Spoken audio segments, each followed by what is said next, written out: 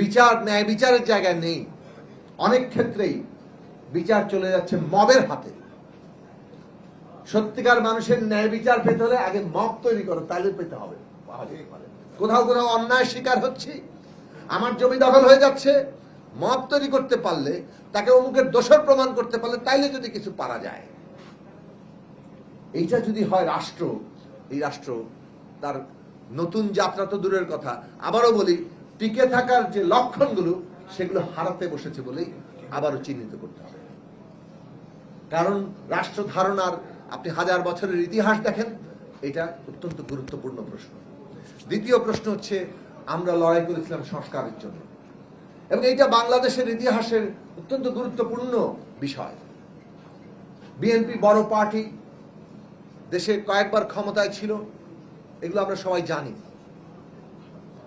বিএনপির মতো রাজনৈতিক দল 18 সালের পরে এটা উপলব্ধি করেছে যে এই ক্ষমতা ব্যবস্থা থেকে, রাজনৈতিক ব্যবস্থা থেকে বিএনপির মতো দলকে পুরোপুরি ছুড়ে ফেলে দেওয়া হয়েছে।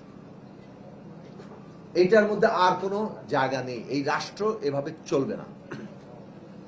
কাজেই তাদের 16 সালের ভিশনকে তারা 27 দফায় উত্তীর্ণ করেছেন নতুন জায়গায়, যে রাষ্ট্রের আরো অনেক মৌলিক ক্ষত তৈরি হয়েছে, সংস্কার করতে হবে।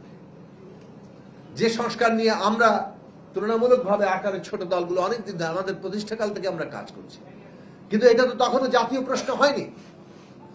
একটা দাবি উত্থাপিত হতে হলে জাতীয় প্রশ্নে পরিণত হওয়ার যে সময় লাগে, সেটা কেবল প্রচারণার বিষয় নয়, সেটা কেবল ব্যক্তিবিশেষের উপলব্ধিরও প্রশ্ন নয়, এটার বাস্তব প্রয়োজনীয়তাও তার সামনে আসে। 18 সালের নির্বাচনের পরে, 14-এর অভিজ্ঞতা এবং 18-এর পরে এটা আসলে একটা জাতীয় উপলব্ধিতে পরিণত হয়েছে, প্রয়োজনীয়তায় পরিণত হয়েছিল যে বাংলাদেশকে যদি আবার এগোতে হয় তাহলে এই রাষ্ট্র ব্যবস্থার সংস্কার করতে হবে। অভ্যুত্থান এই সংস্কারের আকাঙ্ক্ষাকে আরো গভীর করেছে। আমাদের ছাত্ররাও যারা এই আন্দোলনে অগ্রণী ভূমিকায় ছিল, তারাও এটা গ্রহণ করেছে। ফলে সব দিক থেকে আমাদের কাছে মনে হয়েছে যে একটা নতুন জাতীয় উপলব্ধি তৈরি হয়েছে।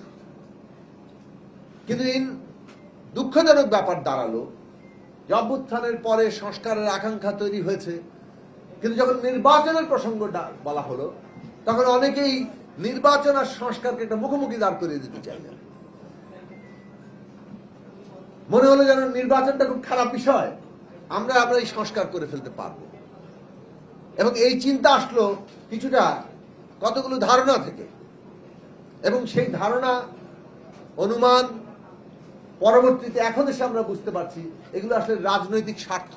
অর্থাৎ আমার দল কি ধরনের বয়ান তৈরি করলে, কাকে কিভাবে চিহ্নিত করলে অমুক দল সংস্কার করবে না, এইরকম একটি জিনিস হাজির করে দিলে আমার দলের সুবিধা হয়।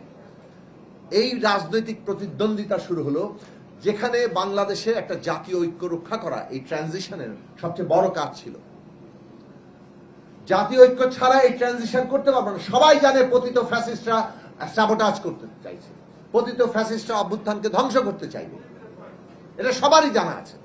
এবং তাদের দেশি বিদেশি মিত্র, ভারতে বসে থেকে শেখ হাসিনা যখন এখানে সাবোটাজ করতে চান, তখন ভারত সরকারের নীতি নিয়ে আমাদের প্রশ্ন করতে হবে, তারা আসলে কি চান।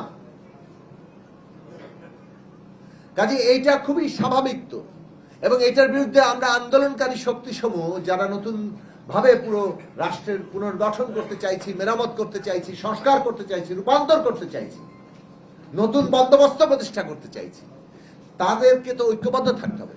ন্যূনতম জাতীয় ঐক্যের মধ্য দিয়ে আমাদের এই সংস্কার প্রক্রিয়াটা এগোতে হবে। আমাদের রাজনৈতিক প্রতিদ্বন্দ্বিতা থাকবে, কিন্তু রাজনৈতিক প্রতিদ্বন্দ্বিতাকে নিজের দলের দলীয় ক্ষমতা প্রতিষ্ঠা করার জন্য এমন ভাবে নির্বাচন এবং সংস্কারকে মুখোমুখি দাঁড় করানো হলো যাতে করে দলীয় ফায়দা হয়। শেষ পর্যন্ত এসে আমরা দেখছি এখনো সেটা চলছে। দুঃখজনকভাবে সত্য, গতকালকে আপনারা দেখেছেন পত্রিকায় যে এখানে অনেকগুলো প্রসঙ্গ এসছে জুলাই জাতীয় সনদ বাস্তবায়ন প্রসঙ্গ। আমরা শুরু থেকে বলেছি সংস্কার আমরা চাই, অন্তর্বর্তী সরকার সংস্কার কাজকে ফ্যাসিলিটেট করুক এবং তার জন্য কমিশন করুক, তারা বিভিন্ন জনের সাথে আলাপ করুক, প্রস্তাব উত্থাপন করুক, এবং রাজনৈতিক দল সহ বিভিন্ন শ্রেণী পেশার মানুষ, প্রতিনিধি সমাজের তারা ঐকমত্য হোক কোনগুলো প্রশ্নে। কিন্তু আমরা ঐকমত্য হলাম বলেই এটা বাস্তবায়নযোগ্য হয়ে যায় না।